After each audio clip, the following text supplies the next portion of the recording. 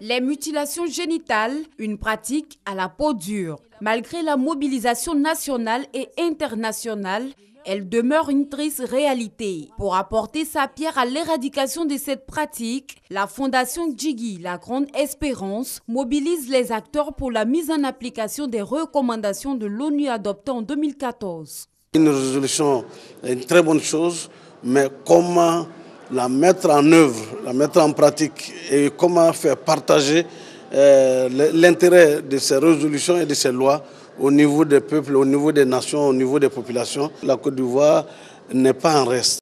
En 2017, donc, la lutte contre les mutilations génitales ne connaîtra pas de répit. La lutte contre l'impunité, les campagnes de sensibilisation et comités de veille seront renforcées. Les mutilations génitales sont considérées comme une violation grave et massive des droits des femmes et des filles. Elles violent le droit à l'intégrité de la femme, de la fille.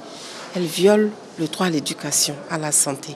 Et donc nous, en tant qu'organisme national de protection des droits de l'homme, nous ne pouvons être qu'aux côtés de la Fondation Djigui pour lutter ensemble contre ce fléau. Nous attendons beaucoup de cet atelier, surtout dans le sens de l'amélioration des procédés, vraiment au niveau du terrain pour amener le changement de comportement, afin que toutes les résolutions que nous prenons ne puissent pas rester dans les placards, mais que nous puissions les sentir réellement sur le terrain.